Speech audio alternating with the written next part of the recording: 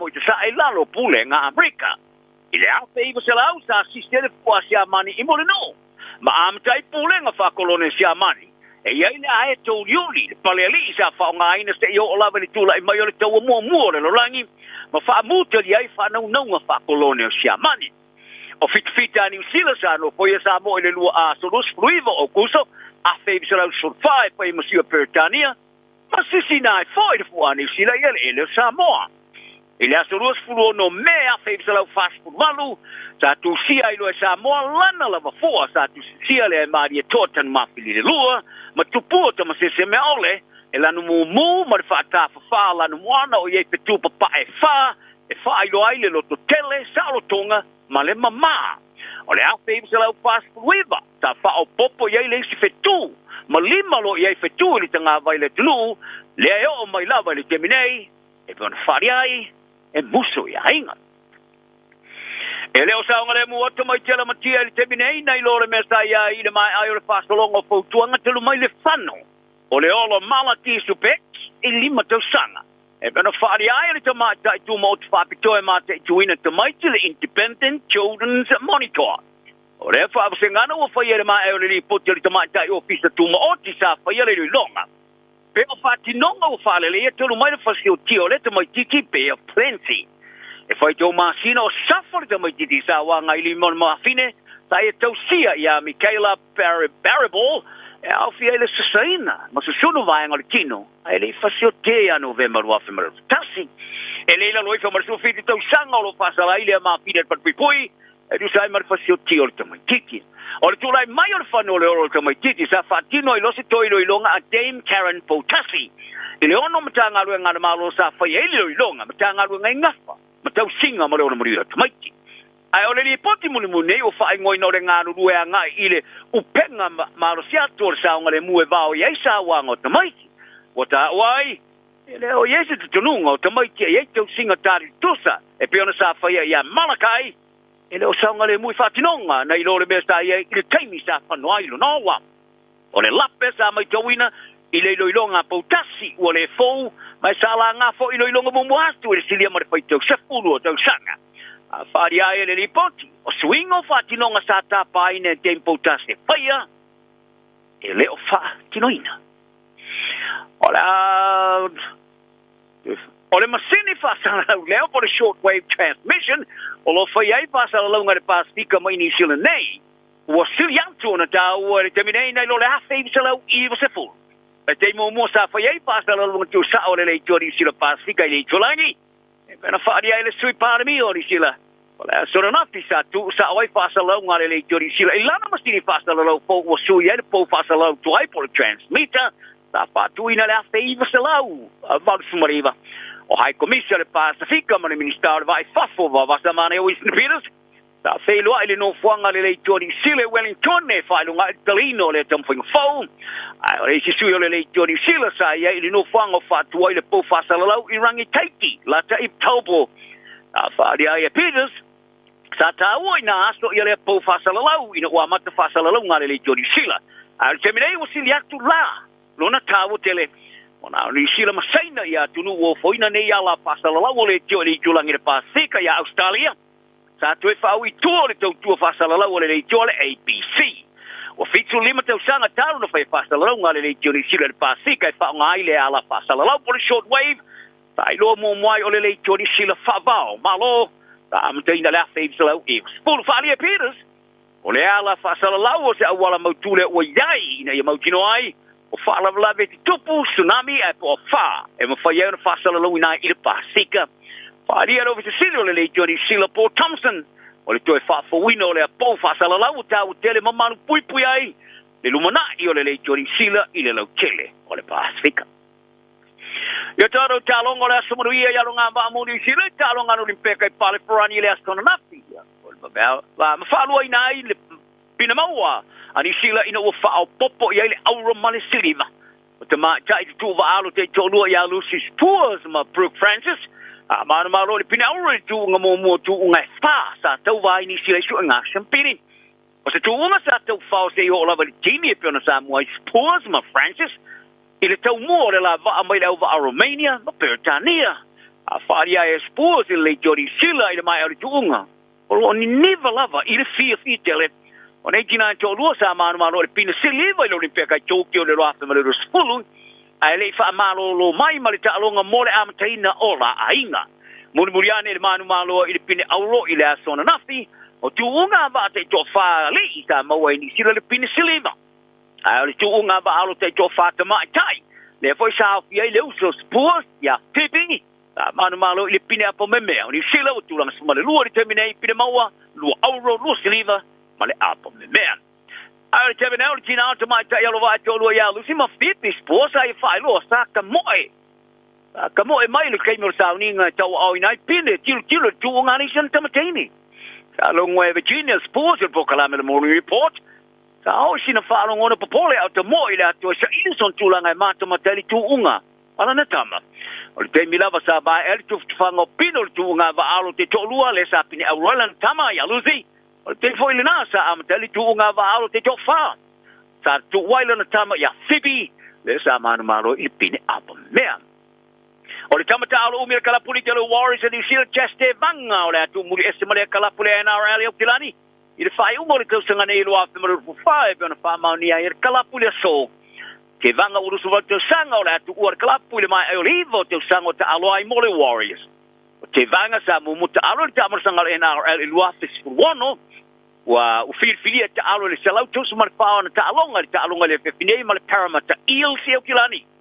Le sumanui te ulanga le nao le ai pena whaari ai e le te whono o le Warriors ia Andrew McFadden. Ta fa ia e pura o atina enga mo filplinga o tanga whaingalo ngale Warriors ya Andrew McFadden ia mea uma sa whaia te vanga mo kalapu ma ia o whaia i whamringa ia te ia ono na inga tala na le yaso maria ka poinga lo falesi so i whaia ua na o le radio Samoa se furulima iwa toru a mo e tautuaina o e ilaungangana fitu aso le vai aso. Ua mawhai an awina atu le tala o le tau i aso taitasi ona o le langolango mai a le Pacific Finance Limited. Telefoni o Valselau fitu whawha lua fitu. Ua loa le tautua le Pacific Finance ino do ngā tupe mo so se whamoe e pe o maliu whaai puiponga a so whanau whainga malolonga ma so se whaalawenawe. Ai muisa le toi fui ato whanau i le aonga. A palai nei loi le pacificfinance.co.nz pe wala au le ovalu se lau fitu whawha lua fitu. E talo sanga sau no ngā tupe i le vau le 5 se lau ma le lua se furu a whetala. E lua miru te whatali e lau tau sanga online. Ai tasile i tūlai whatali e se tali. E ia inga whaapitoa. Walau lo le Pacific Finance Limited i le ovalu se lau fitu whawha lua fitu. Ovalu se lau fitu whawha lua fitu.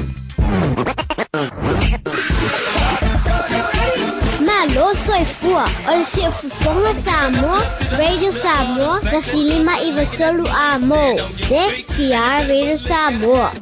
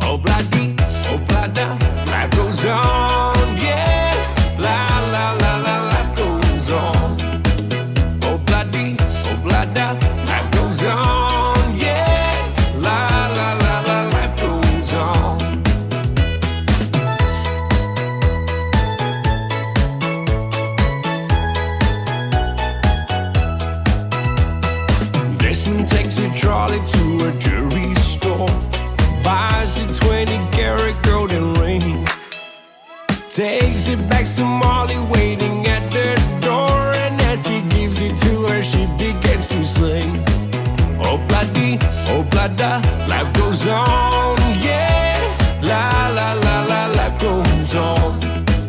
Oh bloody, life goes on, ooh yeah. La la la la, life goes on. In a couple of years, they have built their home, sweet home, with a couple of kids running in the yard of Desmond and Molly Jones. Happy ever after in the marketplace, Desmond lets the children lend a hand. Molly stays at home and does her pretty face, and in the evening she's still singing with the band. Oh bloody, life goes on, yeah. La la la la, life goes on. Oh bloody, life goes on, ooh yeah. La la la la, life goes on.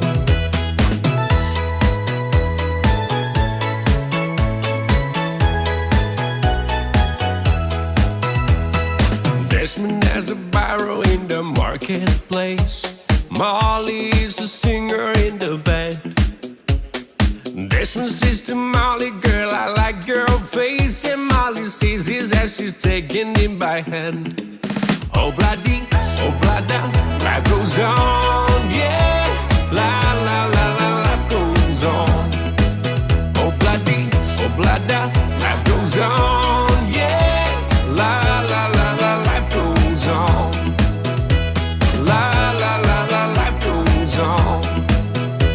La la la la, life goes on.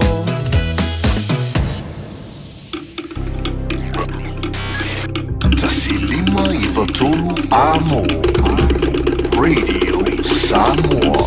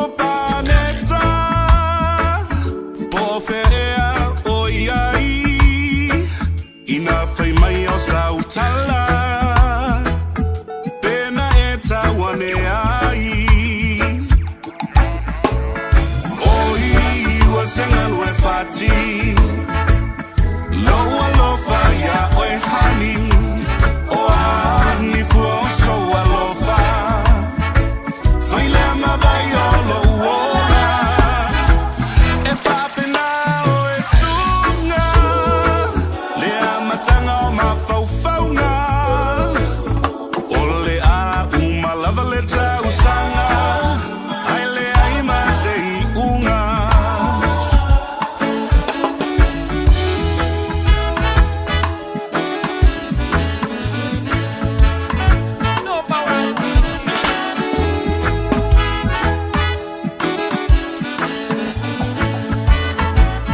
Fa'awie oilangi Ina e faiti no ia Se I e malanga tui tu e fa E ta ulo ufia fia Pua oe wei maua Malingi mai e yo ulangona E mole wila yo ufanonga Mafaiti chili ule alofa Oi wasengalu e fati Loa lofa ya oe hani Oa ni fuo so alofa Faile mabai olo uora E fapena oe sunga Lea matanga o mafaufaunga Ole a umalava leta usanga Aile aima sei unga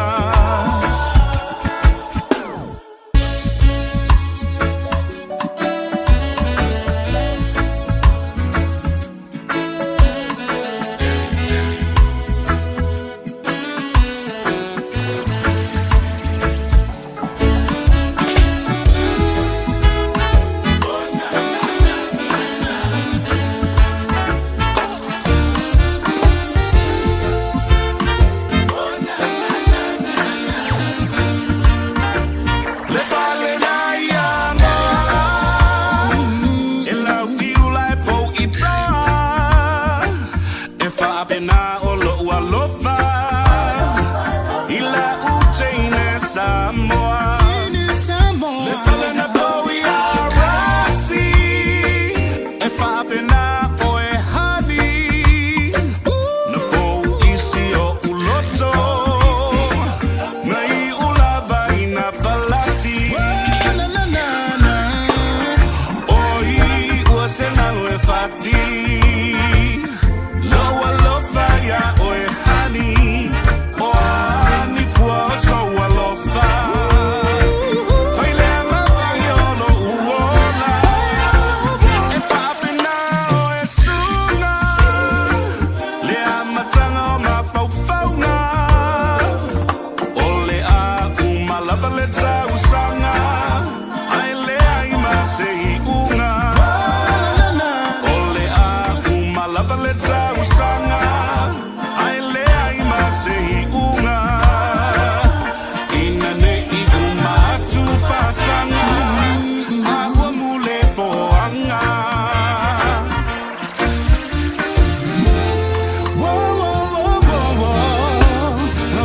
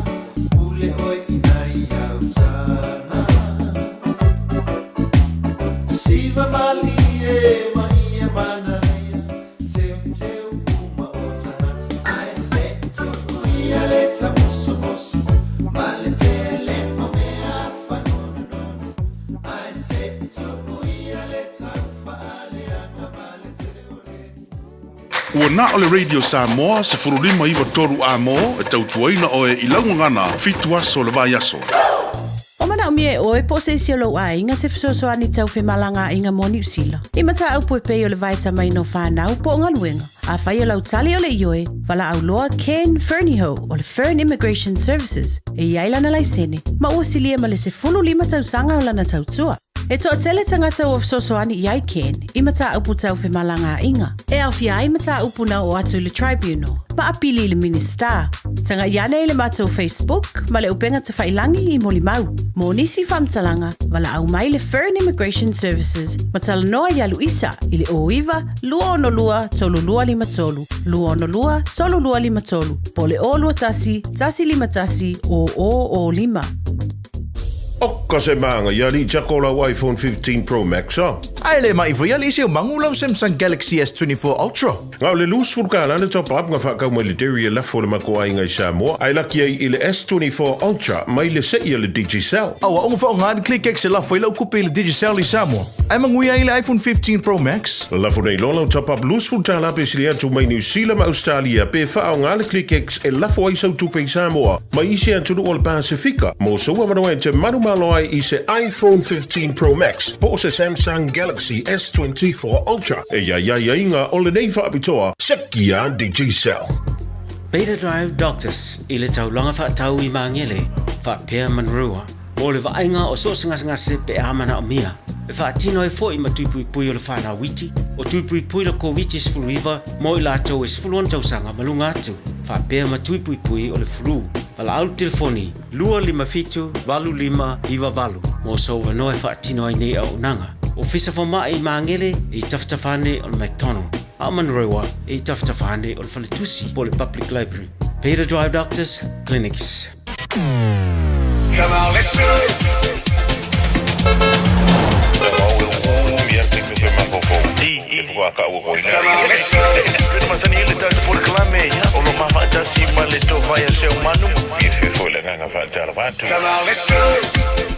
Jamie no ti la wala to Louis Formula 1 minute tale to la e tonu ati feel vanga na Radio Samoa to fa tolo fa talo fa to fa filo ia tu ia ile po iman malu tanto tunu lo fa penana ma to mai pel tanto ala le Radio Samoa se fulu lima i tonu amo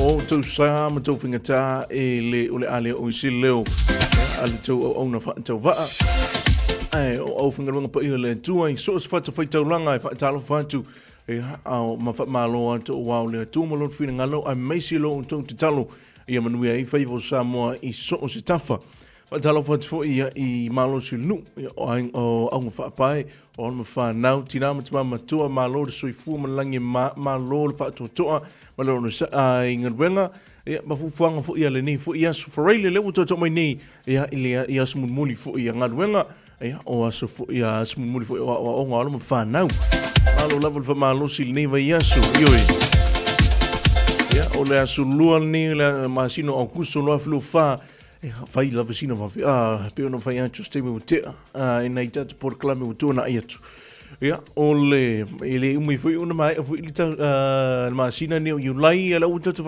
fa felo ia tu ia le ine o kuso ia ele umi foi ia ona tanto fa to ile ia au kuso tanto lulu lima se tema ai e wile le fai lava sina malu nu le tau a samo fai lava sina malu nu so ia o le fotuanga masani lava tanto le tiu ia au ni ngalo tanto fala au ni ngalo fala au fo ini fa ngalo tanto fala e lua me isi fa pina o le ngalo male fa angalo fa angalo na waka ngwa e ke manga o e ngalo lo fala e fa pe ngi si maka lo ula ka pinga ngi e ka lo ke mingo lo fala o si fa umo ka lo ngala ka pi o le nga iyo ya o le nga so longo tanto por clame pero mas ni ya yes frele over ya so tasi si temi luma fio main le to fai si manu pla fionga ia fonga mo Francis Joane ia awa fo i ole tanto mafutanga ia ilunga le tanto por clame le mana va onga wenga ia po ole drive time show ia temi luma fa fonga tun malu tanto atunu ia i se swi poponga i tala i vai funua I nei New Zealand I le ngana Samoa o saunia matapinina e le whalatu I Miriama Lalatoa po Murray. Ia o le awharatolu tamaiti, ia o le tantu Port Clamina, ia tamaiti, ia o Vasili Matali langalongi na malo si whanawhakeke o le Fina's Delights. Ioi, o le tantu Port Clamina fwy le aso le awhatau no I le tantu sei. I le awharatolu na o le tantu I le auli nei, I le tantu Port Clamina mana vongon menga. Tāna whawhawhonga te fwy malu tantu atunu, ia I se swi whopoponga I tāla veifanua mai au se talia I le ngana Samoa. Ia uato e saunia fo ima tapinina ele falatua ia Miriama Lalatoa po Murray nei minute te le tu lai fa ia ole ama ustats mafutanga ia ma le sunga le lisa tini ia tu mana vau siki asu I le tatu Port Clamina ia o oe ma le tu la fono ia e whaatala noa ima whalau te lina inisio mata upu ia ma mata wha ioifu ia ala matanga luenga a leo leo. Tāna whafonga tunu malu tātua tunu ia e se sui whopoponga I tale vei whanua tala fau I le ngangana Peritania e ona taurunga tuele ma tātua mawhtanga ia I tale ono nea whiawhia nā nei ia Samoa asolonga nā tātua Port Clamina kona ngā solonga whainga le tātua mawhtanga le nei fui aso ia o le manawanga ruenga po le Drive Time Show doing aso malulu va pinea Samoa ki mga kua yar ko inga veanga ko inga ko e sauranga whanga we a mai ngi New Zealand ia ai ku mai e sau ngi New Zealand tu e sau ni New Zealand ai wo e mala e taunu mai los to ina vai tu lunga le sign pico ki le pico lunga le I tonu malai va le for my welcome to Auckland. Apel to ina. Welcome to Auckland. Hi. We see ele no fongolo. Auckland. Ia. Pu elo de taxi le to ina. O la ki o le ave taxi. Ia o le sambo. Fesilia ku ro mar ko inga de ave taxi. Fa mo le ali driver. Po feeling of wanga le ka ki mi. Ave me ko me ave taxi. Ia le ka ki ngi le ka ingi mun ka afa me ko inga le no fonga de ya ku ungi afa me oi no fonga de afa me ko inga ia e so me drive ia le ka kingi o kirang lu mar ku lo ko inga afa me oi sol ka ilianga ngi kam fa per drive sol ia e so me o ia toi afa me mar kala ko inga afa me ka mai ki mai ia ungi usil ai lau ki sau ngi au kira. Se maruru so le au kira ngi so. Se maruru foi la ngi se la pe o alu ngi. Ai e se au kira ngi se ngi si. Yo e te minu ngurmati lo to e se fulu 5 minute dale tula e tolu. Tato anga e Tunisia tato fa fianga ya awa fo yo le nei vanga le o ile nei vanga o le holi. O somnia le I tuna I matia junior vailua ma lisi lo ulaumua ia I lunga lo Port Clamina o le mana vangol venga malola Samoa o sa I malo fu I ngā lulue ma futi mai pelo ala le radio Samoa sfuli mai vitolo amo Port Clamina nei o le manava o ngalwenga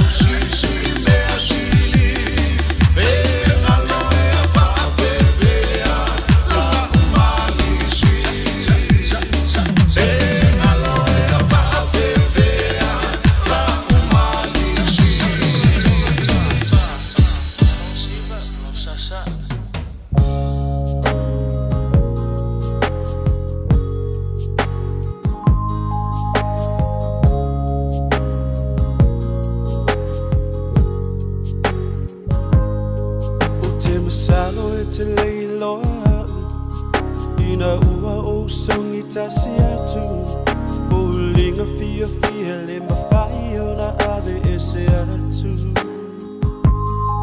Na uva aia fo i le na po O loi matai le malolo Ui la upele ta umaya se tani fio malolo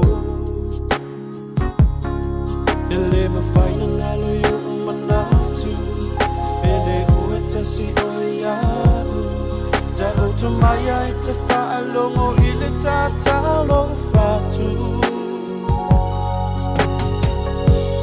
Tu maya uma o mawhatianga Na upo lenga le tana Loa lofa loma kusanga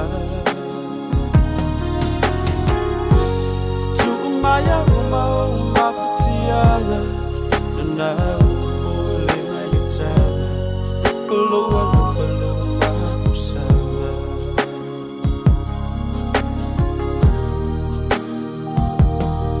Na uva aya o ele tulimanu Au usavali mali e atu O linga o le paanoa noa ua le mauti noa Ele mawhai o na whaangaloina Se taru unga wa e fili filia Se a ea ua e tua a e sola Ele mawhai na ngalo ia umanatu Ele ua tasi o e aku Ta oto maya I te whaalongo I le tātano whatu Tu maya uma whatianga Na upo lenga le tanga O loa loa lo uma pusanga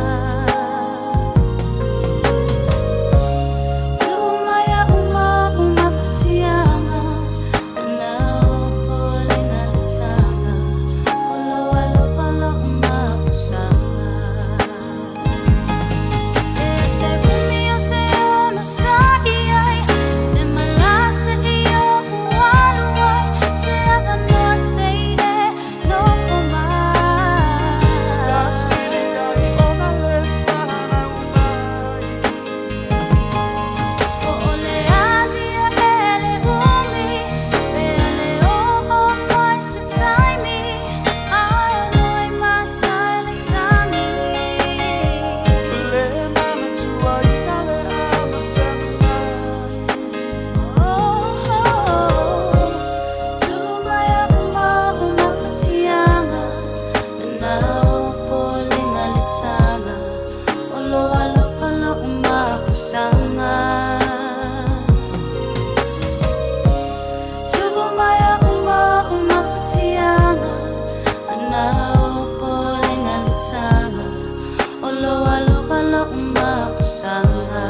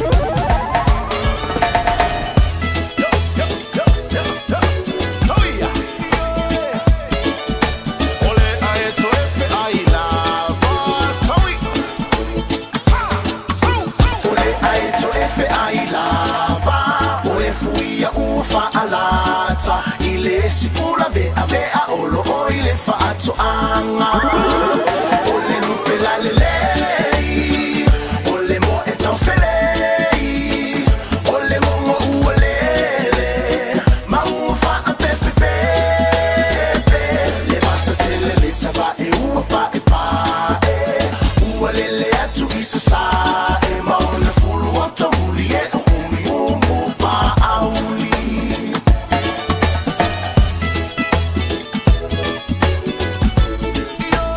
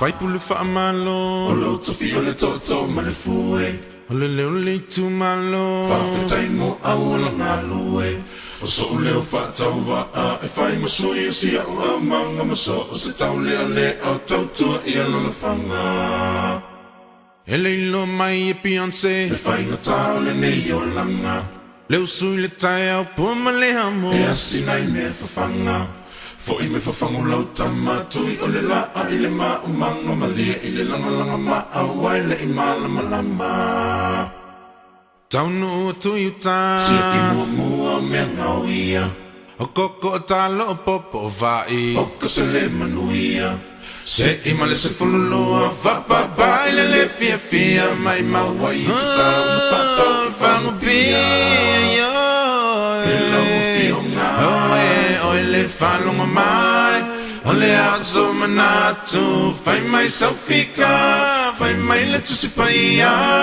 O le asunai e whaia E tatou te oli oli ma fia fia iai No! Ua amata o le lafo E le te atu le pongisa E se I whai se ngā luenga Manu le ia mua e ave o le la Ua amata o na sina sina I fole a fui le pala pala Ai whai nei mea o mama le le fia fia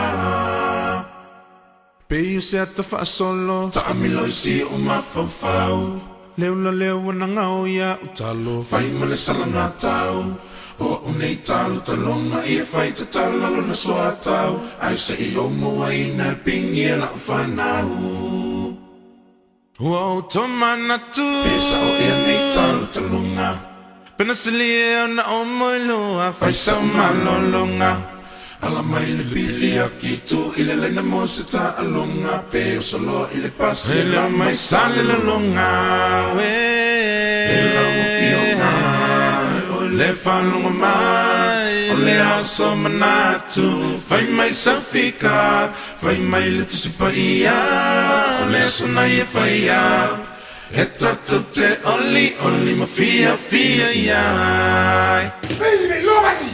Hey, hey! Oh!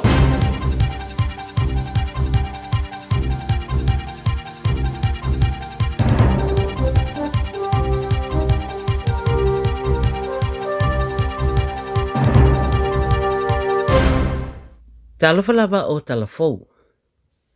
O loi mata malingi le fia ma le whaanga e tia na moni mawina I le malawa lele au kilani le soina ua tula wele ele mai whanua le whainga malanga le au taito o fito tama e tai New Zealand le Black Ferns ma la tupine auro mai le Olimpeka I Paris.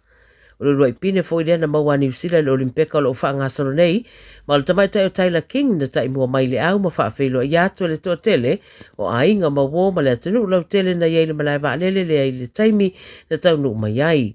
Whailolo la tau fia ma le anganga whaftai le tapua inga le atunu I ma fia fo I wawe mai a la tau ta longa ai se ialo atu tapua ia le alo whaiva o isi tama whana wa New Zealand ia la tau ta longa. Wa mai ane ino whaamautu le tali le malo le Royal Commission of Inquiry na afua mai le whaalalawa na tupu le aso sa fururi mo mati lua ape sa furu maleiva I kala estete. Ai whai mai le whaamatalanga I le whaapea ua mai ai ngā luenga fia whaia. O le tamaitai Minister Judith Collins na ia sa unua o nisi o aso pongi sa I le tala whaasoropito New Zealand mai le whaangaloina. E lima sutasi tangata na fasiotia I lea whaalavelave na uanga iane le li whaatupu whaalavelave ma ta whana whale tatalo ma awhai na ile to tele. Pa mai Collins o le suesuenga le Royal Commission wala ngā ile tele o mata upo e whaatatau I le saunga le mu ma ua iei ngā luenga ua mai a whaatino e fo ia ia tūranga ai le umai I ngā luenga. O le tari leo wa whaamautu ina mai lona tu whaatsia sa taura muai le ofisa o le pāremia mara kāpeneta ia malo tu mau pere na unauta inga le ia whaamautu ina pere saunga le mu ma le sefio le atunuu maona community. E onga morianga wo whea ngai masatasi ri I au kirani I le mai o se whaalablawe nao fiai wo wheta ua ina I le whaao o lima ma le awe whaamaro sia o nia di I se toa lua I Westmere I le masina na tuana I atu.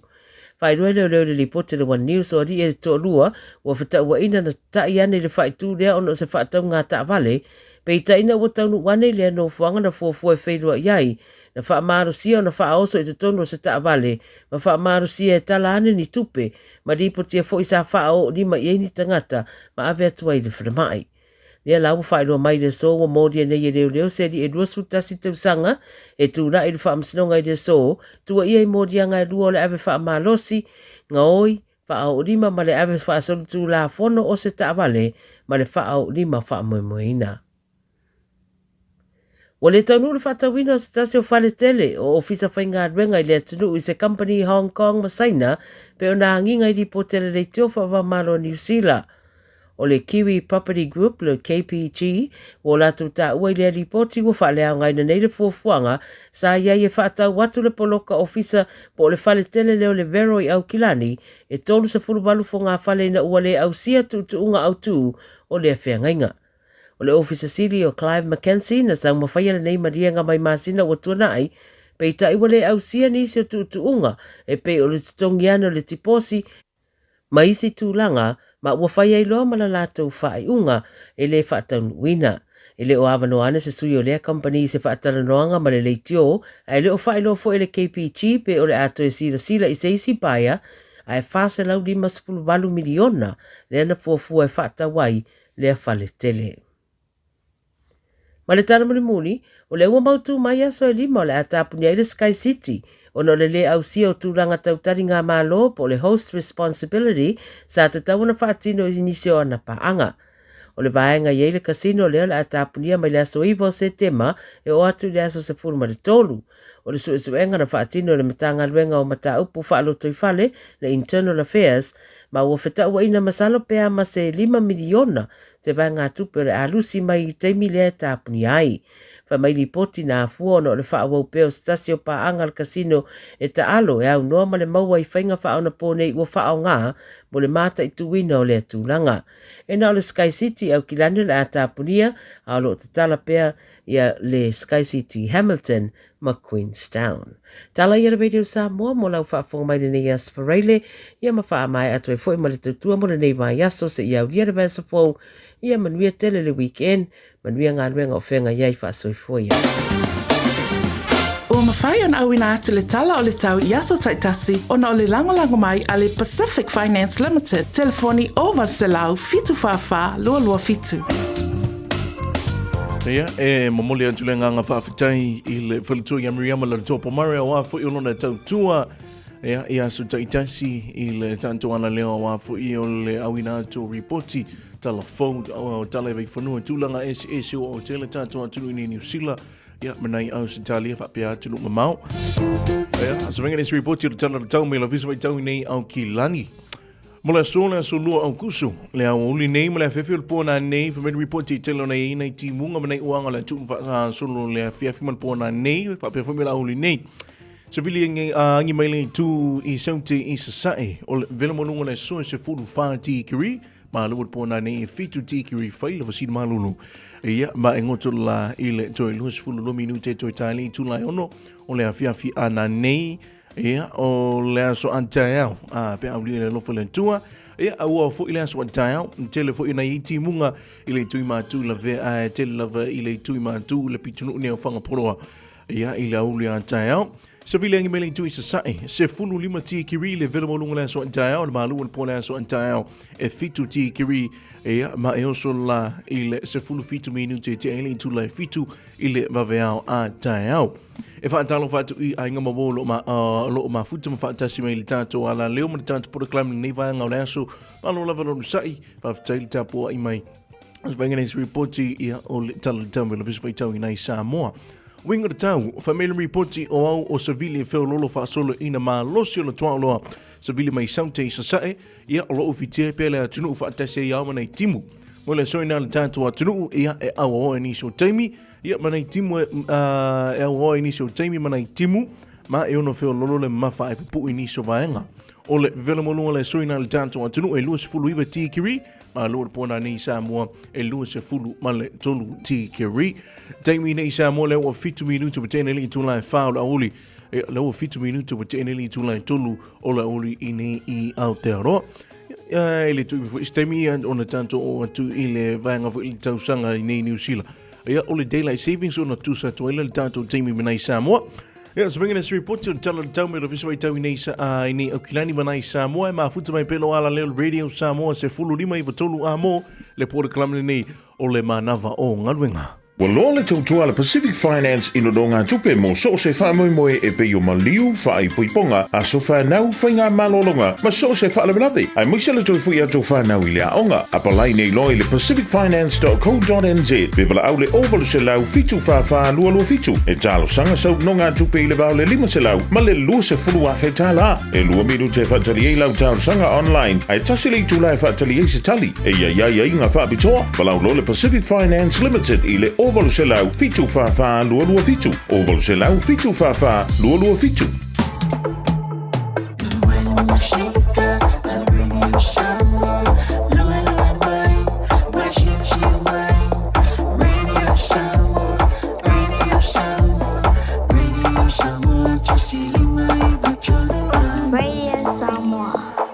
Radio Samoa is fully mai vatolu a mo tano falava Samoa ia a faina fato e mafuta mai ona tanta por club ni le manava o ngwenga fa talo fanto ia ila tolo fa tasi mai lunga ala tele ia i falipis nisi maot malawa lunga tanto Facebook live le tanto YouTube live i nei New Zealand atu no malo lava lo no sai malo so i fuma langi ma ia o fa talo fanto le tina ia kisa so le 5 vi le soni Fatasime nai Mount Roskill in Nivang le aso David Dampusoa.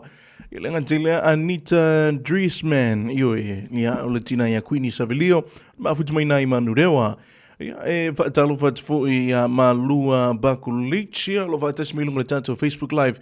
Ifa pe foi malau so ia David Afamasanga. Ia o lo mafutumai lunga tanto Facebook live. O Sullivan Sokimi ioi talo for lover from ia o fatasime nai Texas. Inai America i le nei fu i vanga le aso e militau inai Texas a uso ia malo lavalo no sa i malo fu ia le ngalo lui i le nei fu ia sfarele le li ia Mr. Cowboy ia pole alo Cowboy fu le tato atunu le uso ia Sam Chukun o le ola afia tabo i le nei vanga le aso le peso fengo ina obla da ina ua se fulu minuto betene li tulai tolu afutu mai pelo ala le radio Samoa se fulu lima i vatolu amo le port club le nei o le manava o ngaluenga.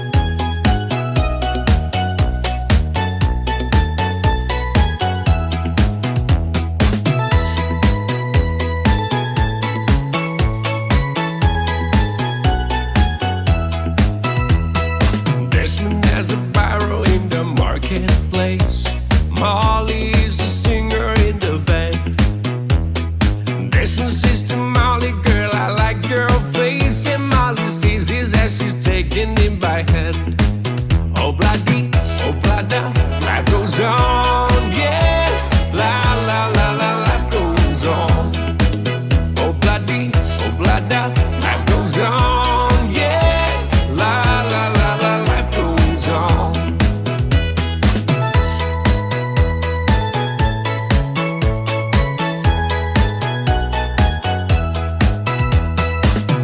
Takes a trolley to a jewelry store, buys a 20-karat golden ring, takes it back to Molly waiting at the door, and as he gives it to her she begins to sing, oh blada, life goes on, yeah, la la la la, life goes on, oh blada, life goes on, ooh yeah, la la la la, life goes on.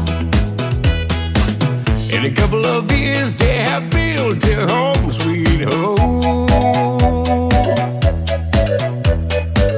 with a couple of kids running in the yard of Desmond and Molly Jones. Happy ever after in the marketplace, Desmond lets the children lend a hand. Molly stays at home and does her pretty face, and in the evening she's still singing with the band. Oh blada, life goes on, yeah. La la la la, life goes on. Oh blada, life goes on, ooh yeah. La la la la, life goes on.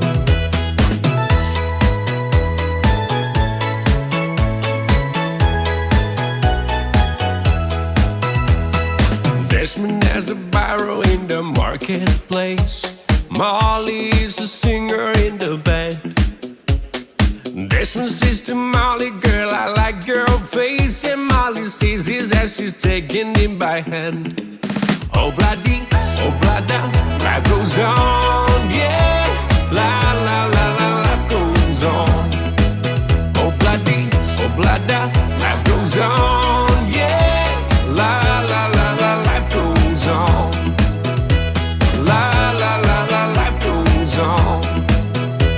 La, la, la, la, life goes on.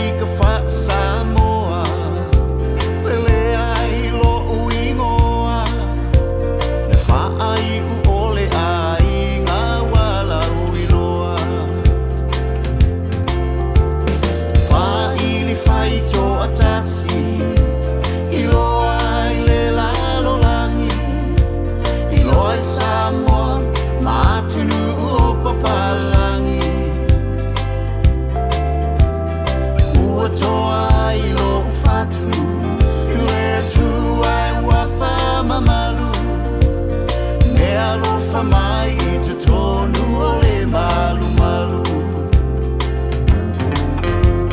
Se I usuina tunoa Le pese a ke ni rata Na ona si o e le toe e mo se mata Tau o luma loi le uosi Pese ala pati sa mea Le pese le o mafau fau mai puna mai pea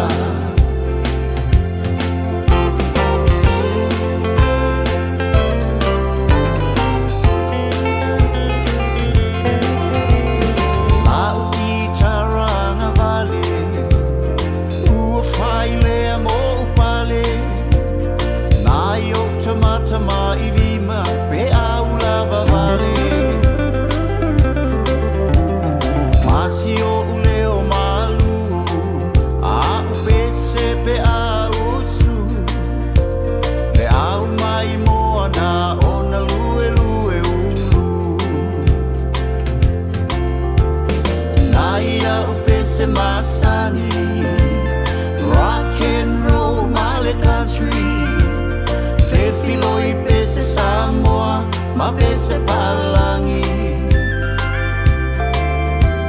O I singa ngana tu motu Tau ma whai tu I te tonu I a matango fie awane I whaale tonu Se I usuina tunoa Le pese a ke ni rata Na ona si o e le toe e mo se mata Tau a luma loi le uosi Pese ala pati sa mea Le pese le o mafau fau mai puna mai pea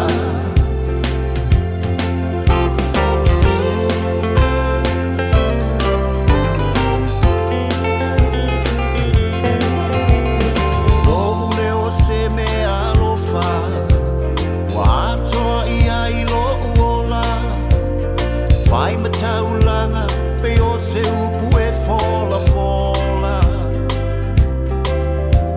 Momoli ai o alofa anga Wha atasi ma whautuanga O se vai la au le wha ma whana whana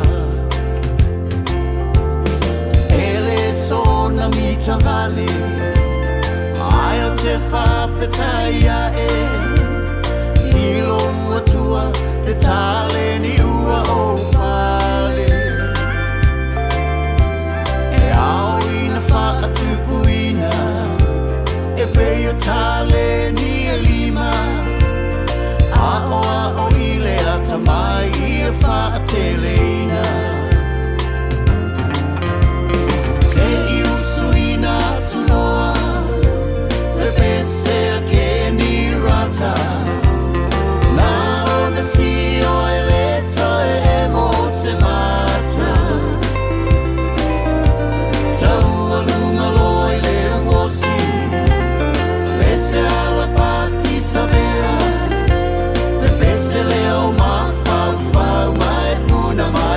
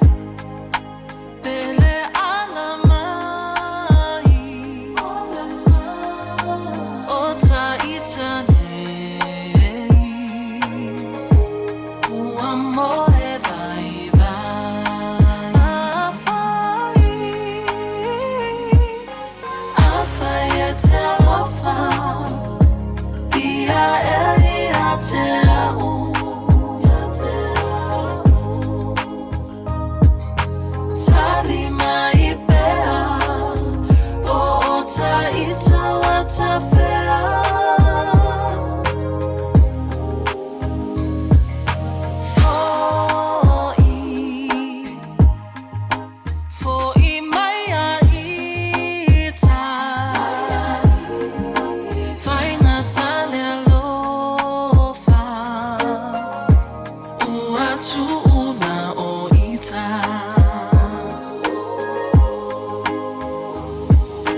Afaya te alofa Ia e ia te au Tali mai pea Po ta ita wa ta fea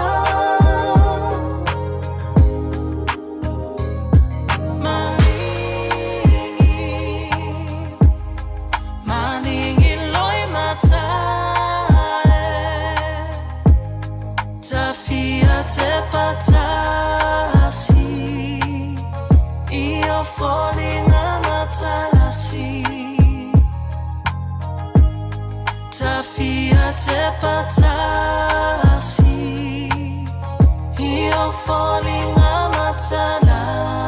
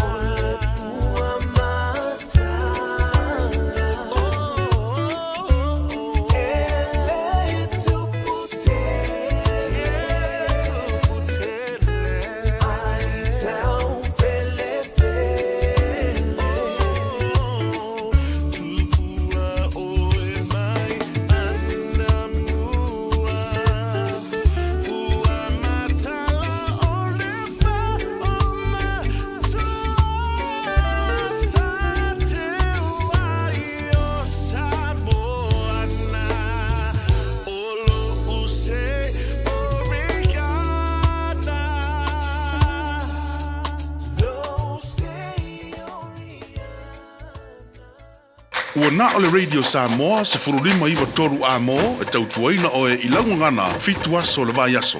O le Casa Beds and Appliances, o le tali o umanaonga, i o loa e whaatotonga ilo maota, ini tau le lei, toi anangata, e mawai moenga ngao si tutona New Zealand, whaapea se tino fōa le potumalo lo, lau ai manofoa, TV, la au pese, usa aisa, masini tā lava, telefoni fe aveai, maisi. A fiu ane loa i le whawhituwha Great North Road o tau, po le tolo fituiva Great North Road i Henderson, le Casa Beds and Appliances, telefoni ovalu selau, lua, 5 ovalu selau, lua, 5 Talofa Samoa, o Atishna Ryan, o le Licensed Immigration Advisor mo le Auckland South Immigration Consultants. E visosoani mo so se tu ai ngā visa e malanga mai e New Zealand po Australia. Telefoni mai nei loa i le ovalu o tasi o novalu whawhitulua. Po le olua tasi o novalu fitulua tolu o. E le vau le sefulu iwa ma le whasefulu o tausanga ma e ngā luenga faufale. Wha le leia lo to mai manga wa ai mawaini sia mano e sidi atu. Le sitala i le Oceania Career Academy e whaiawa senga yafi le se tutongi ai inga whapitoa. Tanga iane i le OCA.nz mo nisi whamtalanga. 24 hours a day, 7 days a week, Radio Samoa streaming live on www.radiosamoa.co.nz.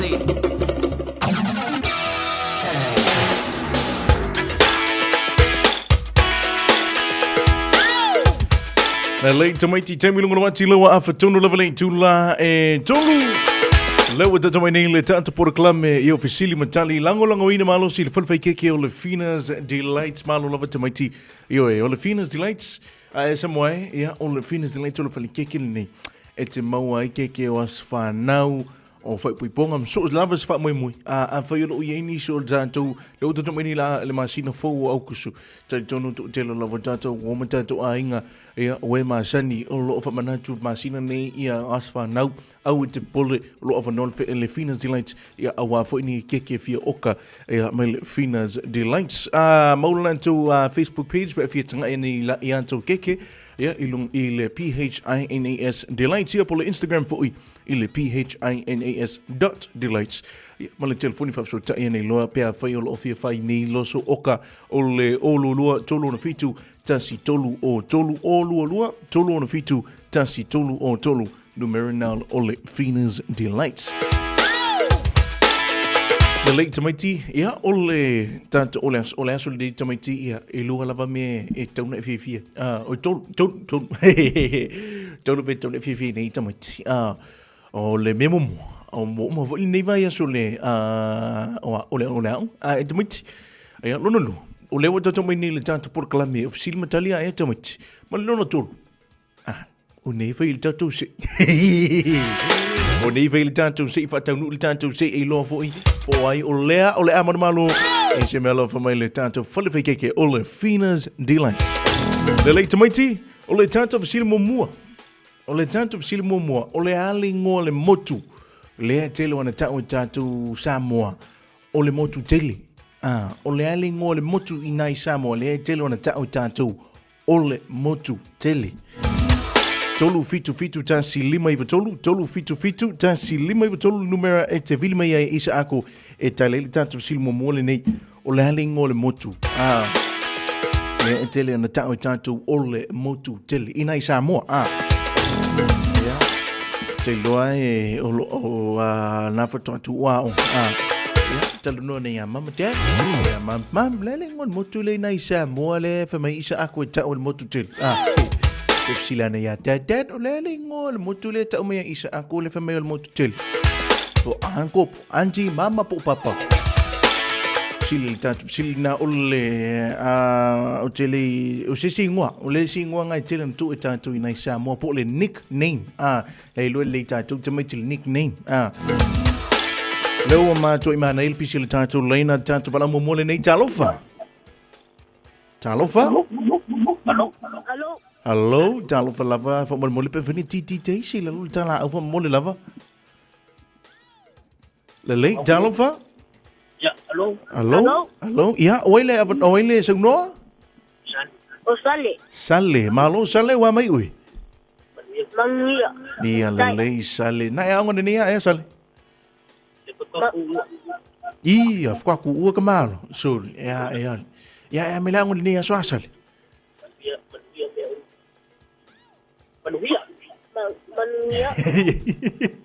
Ea le lei sale o le tantu visili le soa sale tangata me isa aku le motu le tele na tantu le motu tele na isa moa.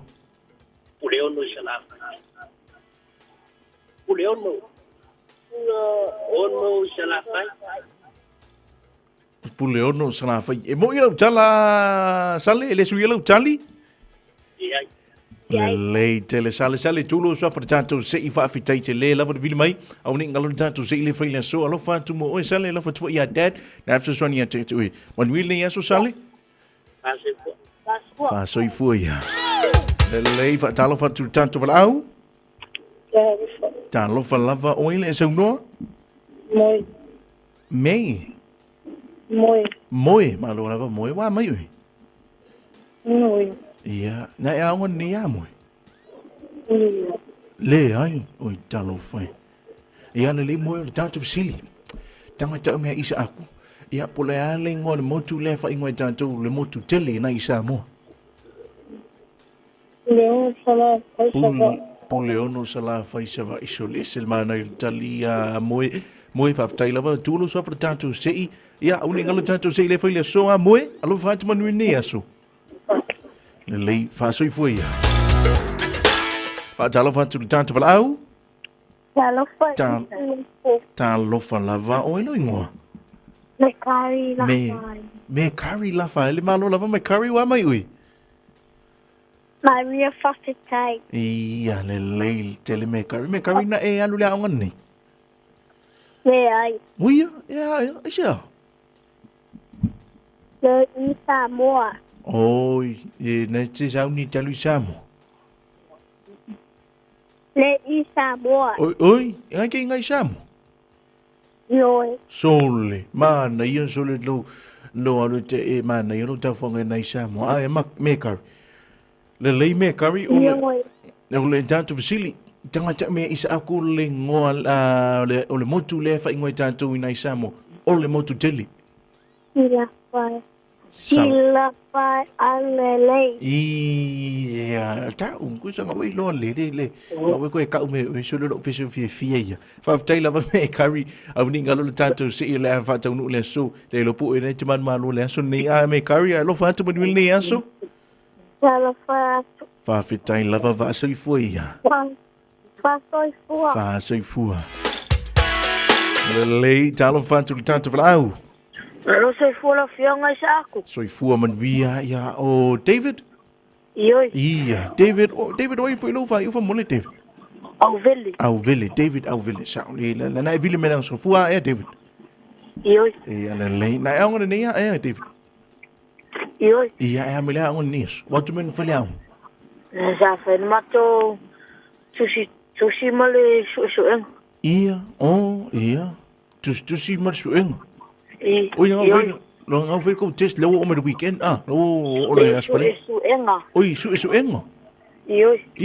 É mesmo, finca. Ole inquiry. The inquiry. Okay. Yeah, le o mau tu isa aku. Lele, Paftai lava David. Ole tanto Vasilia David. Tango e ta mai isa aku. Le ngol motu le fa ingoi tato ina isa mo. Ole motu tele. Motu tele sala fai sava. Sala fai sava. Isa o pesfe sala fai au lele. Oh. Lele Paftai lava David will live on a tulo so for the tanto se if Paftai lava Billy mai. Alo vatu ba Billy yaso David. Fa sei fo. Lele talo fatu tanto vlau. Talofa? Talofa Isako. Malo soifua di Mika? Ia, so le malo lava Mika wa mai ui. Ya mangu I fafkai. So le ese lo le Mika, ese lo fie u whaalonga ko ke viri mai so.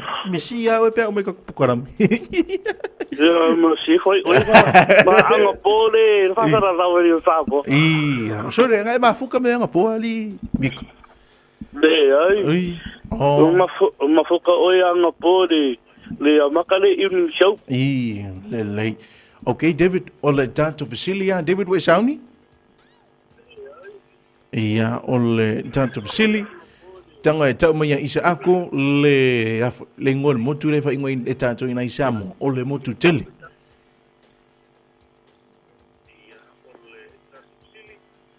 Ia.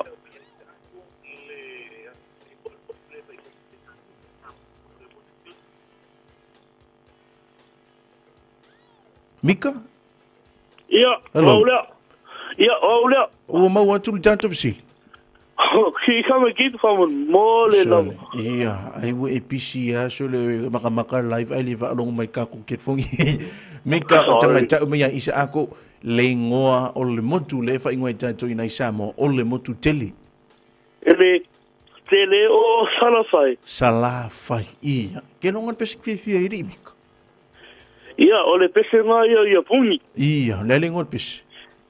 Salafai no motu. Ia, le tele Mika, tulo so fatato se ifa fi taila vil mai lo fatma vil neas.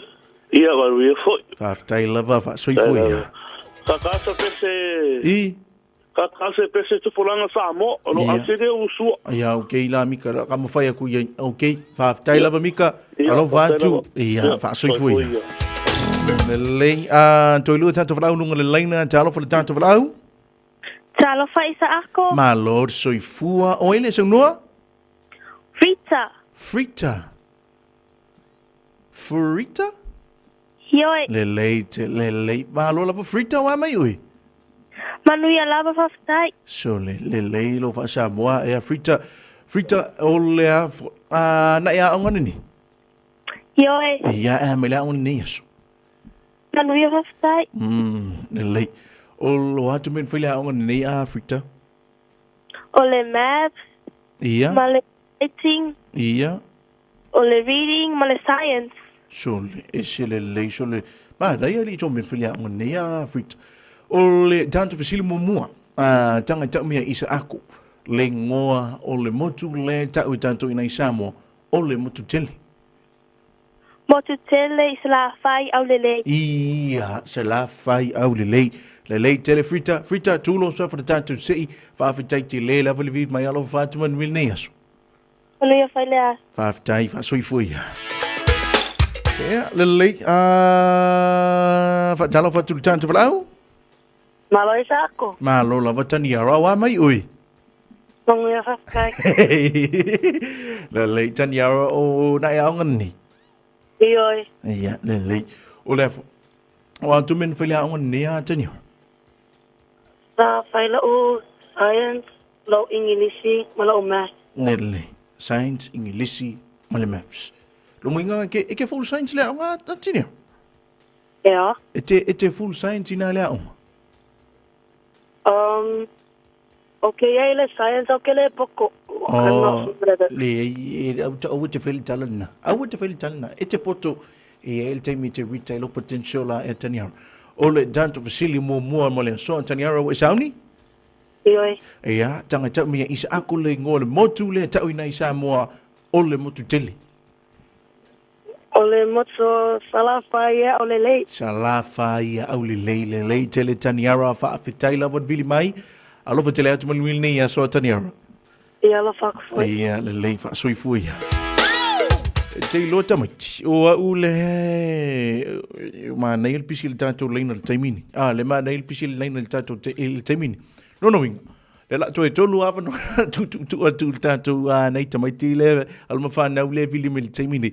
Ona tanto se ato ele tanto por climate think a minute ma nei le mai tanto valau. Ya ma nei fuli tanto mo tanga le ni ha so e tamaiti ia fa talo fa tu tanto valau. Talofa? Talofa? Talofa valau? No. Hello. Talofa? Oi lo ingo. Diary. Eddie. Malo Eddie wa mai ui. Le tele Eddie tama ta umia isa aku. Ia le ngoa o le motu le ta utatu ina isa mo le motu tele. Salafai le tele Eddie tu lo so aftertatu se iva afitaiti le level vil mai Eddie lo fatu ya mam na so swani ante ui e mun wil ni so Eddie. Fa Fa soifua. Wala muli le nei talo fa au. Malo o ilo o ilo ingo. Lisha. Malo Lisha wa mai oi. Manuia whakatai. Le tele Lisha. Lisha. Ia o le facilita al tatu por klami nei anso Lisha. Tanga tau mia isa ako. Le ngoa o le motu le tau tatu ina isa mo. O le motu tele. Salafa aulelei. Ia, salafa ia aulelei, lelei, tele, ia Lisha. Tulu so fratato se ifa fitai la vil mai. Alo fatu pun wil nei aso. Lalo falo. Fa fitai lava ia fa Lisha. Alo fatu ia mam na sonia tete. Oe. Ia lelei fa fitai lava Lisha. Fa soifu ia. Ia, lelei Samuel, le moto 15 minute tale tula fa. Ya, tato se atu le tanto por klami think a minute ona tanto e foi mele awa foi le fa wina ma le fa tawalunga ino le tanto por klami of sil matale wal mafa now. Ia langlongin malo sil fa fa keke all Fina's delights. Just think a minute. It could change everything.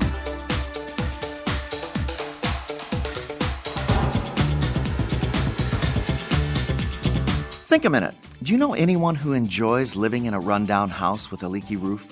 Probably not. That's why we regularly clean and fix what's broken. Because our house is where we live. You know, your body is your house. In fact, from the day you're born until the day you die, you're housebound. You live in your body 24 hours a day, every day of your life.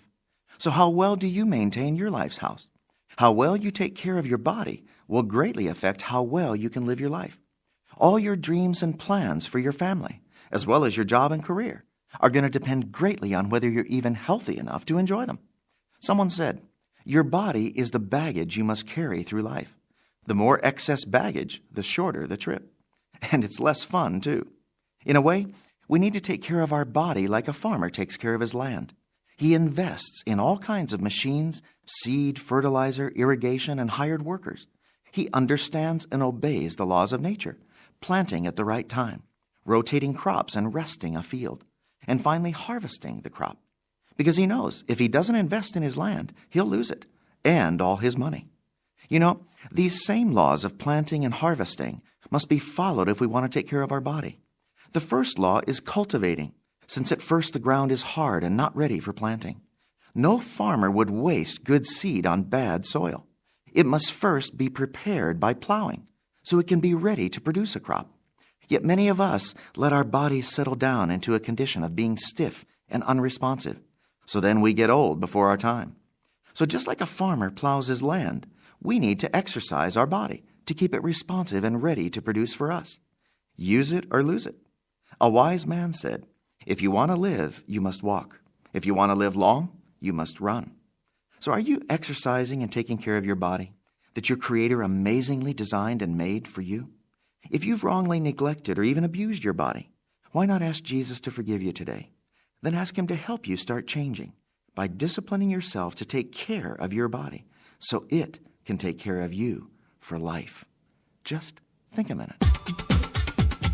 If you'd like a free CD of our top 40 programs, write to us on the internet at www.thinkaminute.com and catch us tomorrow at this same time when we stop and think a minute.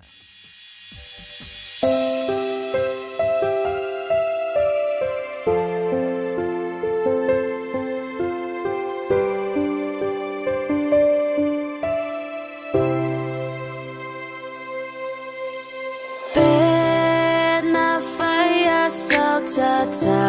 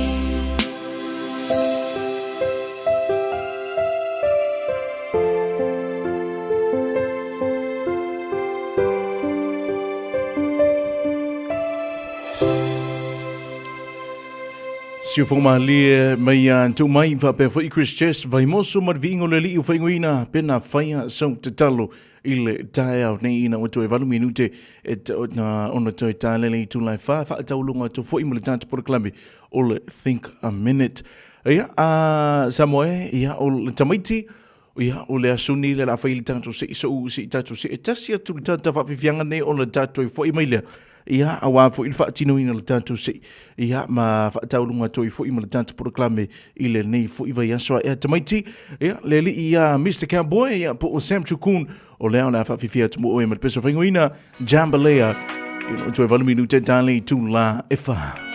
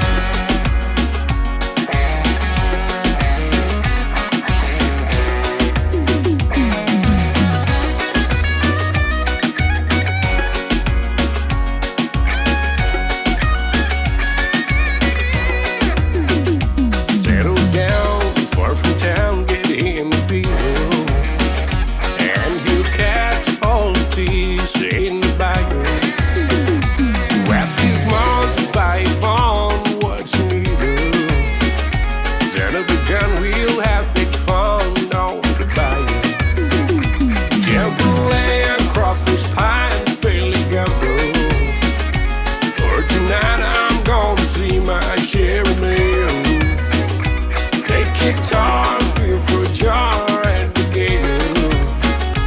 Set up a gun, we'll have big fun on the bayou. Jambalaya, crawfish pie, and fairly gumbo. For tonight I'm gonna see my share of mail. Take guitar, feel for a jar and the gale. Set up a gun, we'll have big fun on the bayou.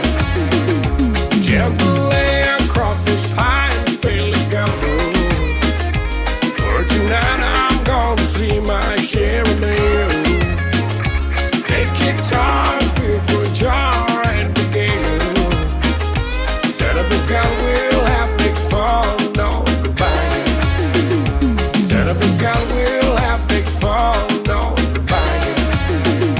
Set up a gun, we'll have big fun on the bayou. Set up a gun, we'll have big fun on the bayou.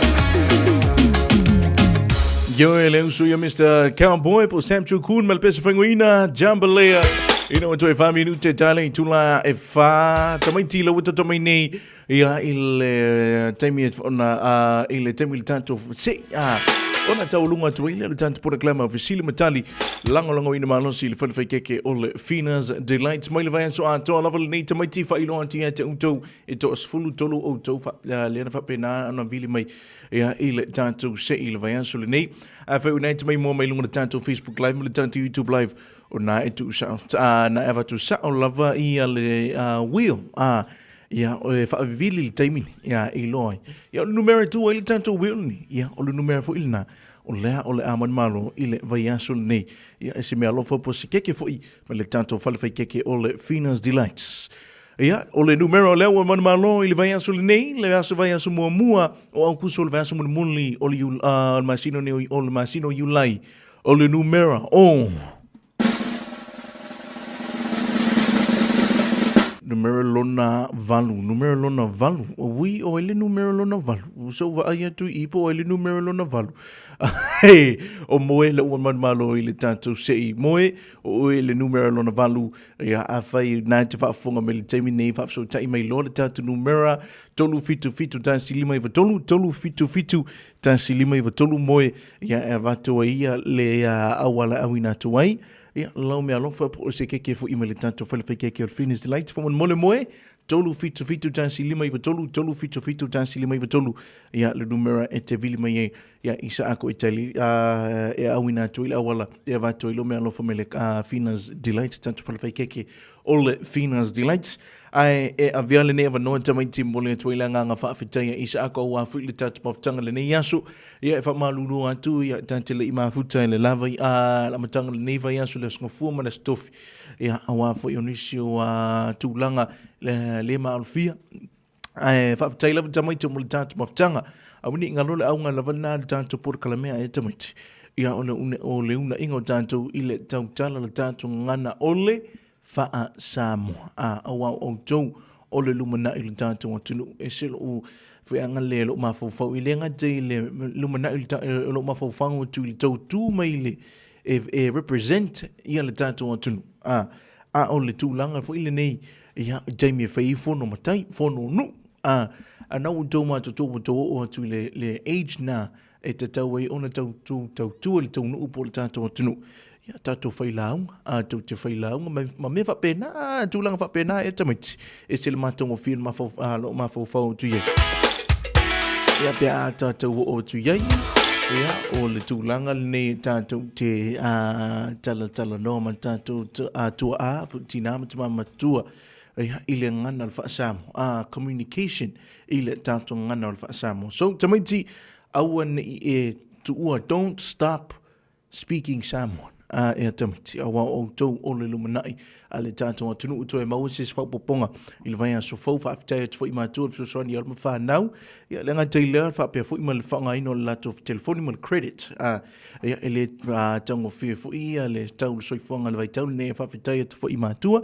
tamaiti i la vaia songa fua le awha le tolu taimi ma sani lava le tātou Port Clambe officially matali a mo le taimi nei tamaiti manu via tele le weekend alofa tele atu tātou whilo le vaia sfo ia o leo sauni mai le whanatu i amiriama le topo mare ia awa fo i o tātou tala vai whanua mai au se talia.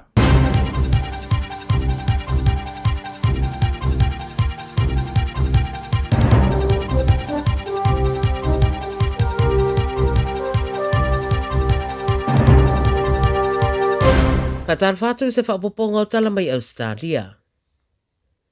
O se ri mai sini lewa mōria e wheta ua ina aisa tau mawhainga e au mai le tunu u le toi titi iwa se lau kilo o le aisa po le fuala au whaasaina mai a Amerika. Whapese whaamatalanga o le tau mawhainga lea e au mai whaanana le fuala au whaasaina wha o ngā ai masini te tele ma whaaui mai le malai wa le sini. O le whaamatalanga leo le aisa na maua pea ma le walu se lau 2.8 miliona lona tau au whai. O le taiminei o lo whaanga solo le suenga, ai o lo o yeini whamtalanga na tau atu se tasi i le Crime Stoppers a to ai ma suenga mai le Homeland Security a Amerika na afuayo na whaia sailinga. O le Australian Federal Police ma le Border Force, o lo whaia nei la lātou whailo inga ma lau tūstala whailo ma yeini si whamtalanga e whaatatau i le mata upu. O le isi foi whaalablave lo ngā lue leo le so, whaalablave na mawaile tino mariwa sa tamaita i le pito le ala tele lata i le tu i mātua Port Douglas i Queenselani. Wala wane le fisosoani whaabavave le mata upule nei Junction Road i Mosman, ina wailo anes tangata na aluatu i lana taavale le tamaita i umariwa tusa po le afo le ono i le awhiawhiana nafi. E tolu sulfitu tausanga le matua o le uamaliu mai msalomia e fōringa na lavea i se taavale ai le itu wane le taavale fisosoani iai. O lo saidia leo ni se sila piani whamatananga i lea whaalavelave au whaataria fo i whaamauninga o si tama i tai uamaliu. O lo osu e pēr leo le tangata lea na whea ngai ma le whaaleanga ina o pa o taavale le itu i se sae o melepone i le masina na tenei mu whaamaunia le telo taavale ua awhiai. E talitonu leo se upenga ma aina wha o ngā ele neari e whaatinoa ia na ngā yoinga i taavale toros fuluwalu sa whapaka i George Street i le whaetu lea i sae o melepone i le aso se fulurua o Iulai tau sanganei. Whamai leo o longoina i lātou e fast food lima leipau na whaaleanga ina e lea tangata ma ua whaamatu mai lea so e leo se ata mai le CCTV o le tangata e talitonu e mawhaino fisosoani le lātou suenga. Tarusanga ina leo ni se sira fia lea tangata ia fesota i atu e fesosoani i le suenga. O le sofo i le tula i ele whaamsinonga i Australia nei, se tamaita i mai kānata o lo o mōria fo i mawheta ua ina no na au mai whaanana o le se fulu whātesi ma le 4 kilo o le fuala au whasaina fo i o le aisa na nā mai te tonu ana uta. O fuala au whasaina nei masalomia le Border Force ina ua taunu mai le tamaita i li luasu whātau sanga le matua i le maraiwa ale le Brisbane i le asosa, malanga mai fiti, a whai mai na amata maila na whainga malanga mai Vancouver i kānata. A le aisa na maua i se pepa plastic, ua saisai ni solo ta ele, ua whaasusu i le vineta mau fiufi i whatu o le kofe. O le whaasalanga o pito maualunga, o nei tu ai ngā sori ngā tū la whono pe a whai e whaamaunia, o le solo atoa i le whalepuipui. Whai mai pe a mara se 3 miliona le tau au whai, o le fuala au whaasaina pe a whaatawina. Ma le talamuri o le whaiunga o le masina nei o au kuso, lea ua wheta ua ina e amata whaatino ai, ia le maua e nisi e anga waa mai Australia i saute po South Australia o se peimeni, whaingoa o le Cost of Living Concession po o le COLC e mawaile lua se lau 5 talao na sfulsene. Wali putia le 7 News e whaita wafe tangata i South Australia o le ama waina le peimeni maanga vaai mai le whainga malo le stete e ama tātulai le masina nei. E mō tangata pensiona o i lātou e maulalo tupe maua mai lātou o lo maua le job seeker, youth allowance ma le app study. E tō tasi tangata mai le ainga e mawhaio nanga vaai ma le wha moe e whasosoani i ainga i le tau o le soifuanga ma wha tau o aso te tasi. E te tau na tālo sanga mō lea pei meni ai le io o le aso tolu sutasi o te sema ia mai ma whai foi o na tālo sanga i lunga upenga ta wha langi. Tala nā le radio Samoa mai Australia mō le nei fo i Australia ia manuia tele le whai ungo le vaiaso wha soifua. Tālo wa Samoa, wa ule nei o kāsu ti alu, a wale sui ale ngila o le ki o. A eva mai ina se furu lima iwa kolu, a mō, Radio Samoa, vevela a. Ia, mo ina vela e, li vevela tele lau mātua e, tolo le mū mai maluru le taimi nei. Na fa fonga tun balul tato tunu ises fa ifa poponga I tala vai fanua me Ausitalia le ngana Samoa Sauni matape nina ele falatu ya Miriam la topo mare morning to ile nganga fa fitail falatu ya Miriam po mare ya awa fa ilona tautua pe yon masene ya taitasi ya I awina mayo tato tala vai fanua tala fo reporti SS ya lo o to ile tato tunu ine New Zealand fa pe fo imena I Ausitalia. September luma a fio mai le sunga le lisa tini a tuma na siki a su wa fu le tanto por klame o malatu la fono e pe na masina ya sfrelo va ya su tasi I lunga de tanto por klame le manava o ngalwenga Avi brothers pa pe foi malau su ya SJ de Marco la fa fiat mo o mal peso fengo ina lo sei mai samu ai lo sei de mai sam la fus mai pelo ala le radio samu as fuli mai vatulu amo Let's go. Uma mole loko male pakumaga onga wo fufusi loka ngau Kake moe vale suma lula le leise wole ba moka pia faya Moka pia ma ko faali milango nga fa soa before ni mga Kile ken mo o ke moli ma waita watula umba asa mai malo tino baba I find my love fat Wala lele ile vai Pasaloa iyo falling o selangona watu Pumai tonu ya ita Find my love fatu Ba I just maya ya Olo os eina o se alofa Wa ato Na o au mai ai le tuana lo lima if I'm say isha mo telulu ina malo uanga mountaino na ole langie fatu umasi la fia lo fatu wale ato wale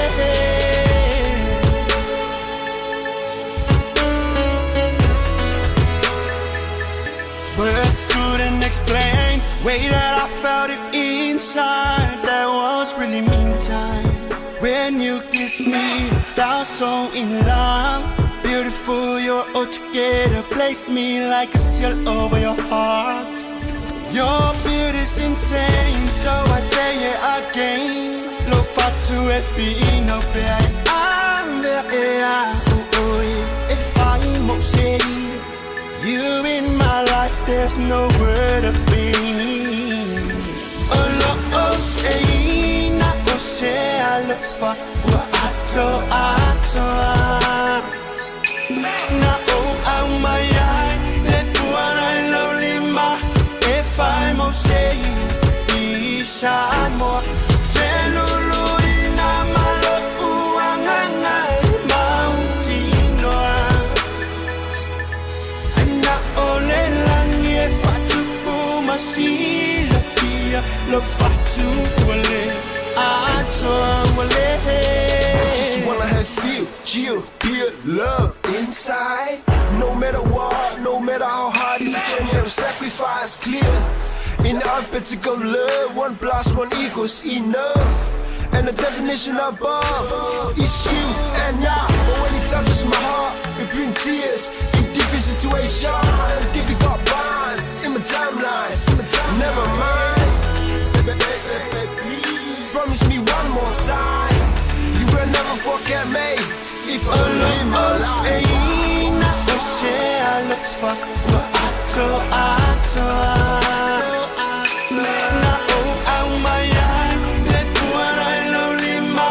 If I'm say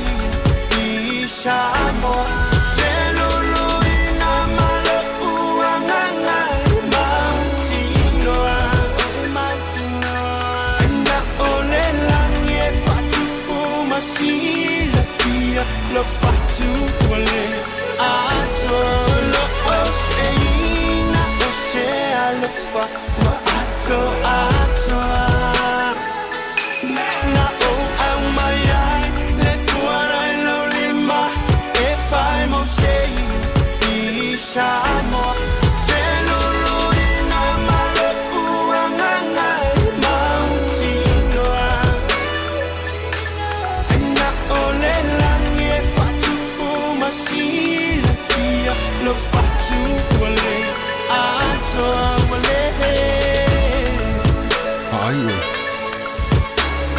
Mo nga sa ilo uroko o kam fayak ko fa leo nga yelo.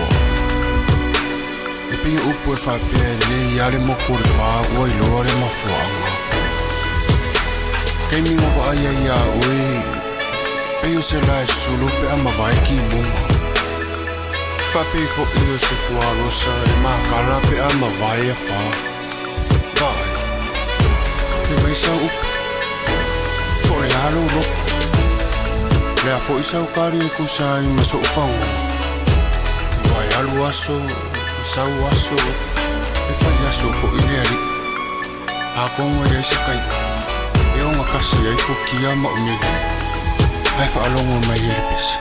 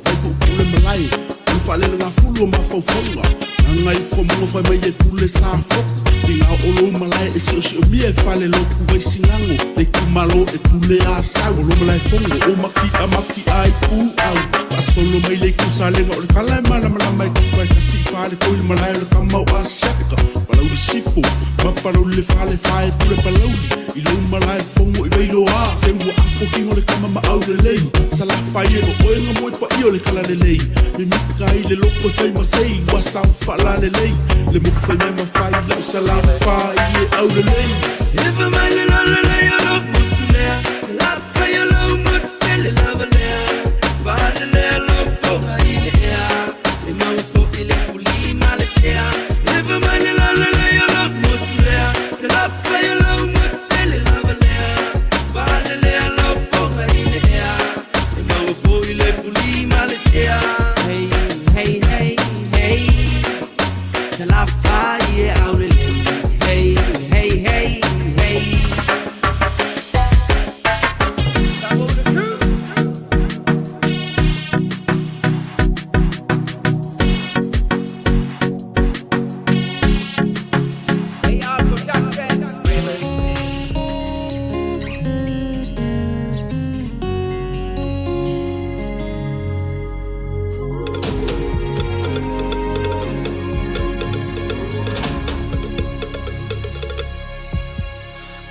matango fiele aso muai amua sauni mai lau pati malepo tupulanga samo mai fa afia fia fa ava samoa ile atua lo fa sino mangalena samoa elo ua tu upele pele pe ilo uanganga tu pulanga samo mai fa fia fia mole au mai moa amane de la usiva mafali Tausa fia se mai ala ia tene samota ulele ai ia neloa ule samo o te mita ile vasa loloa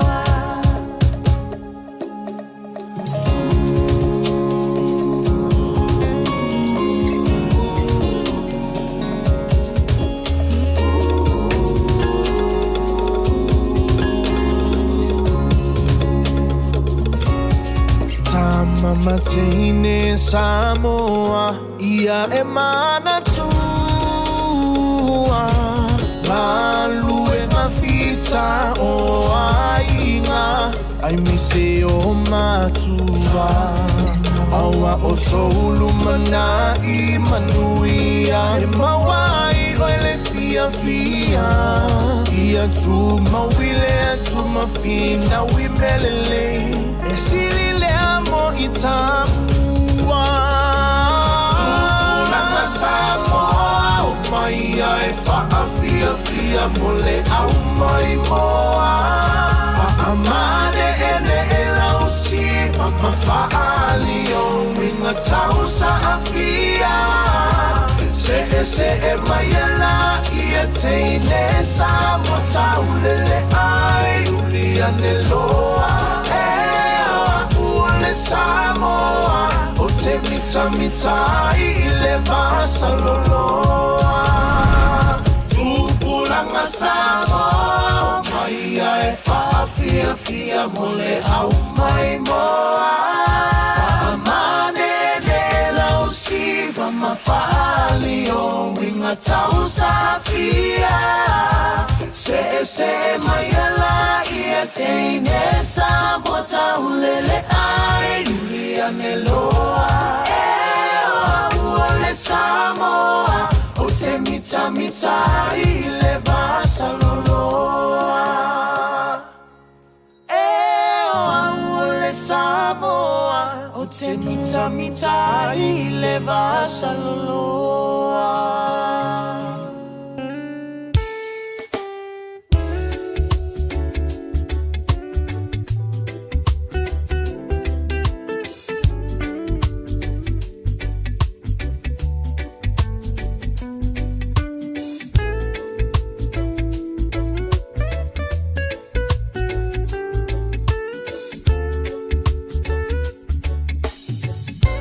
Lo sei ori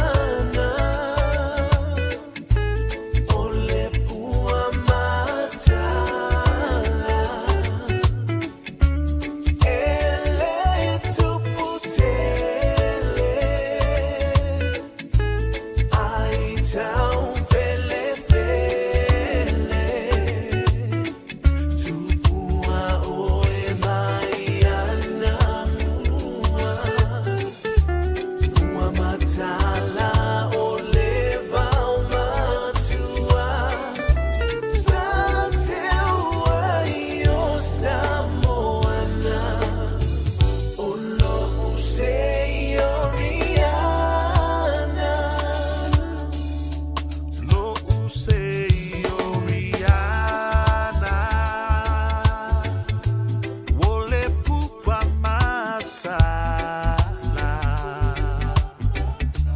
talanoa ai tama hika fia fio e vaga sui ula fe filoi sei tu fa asaba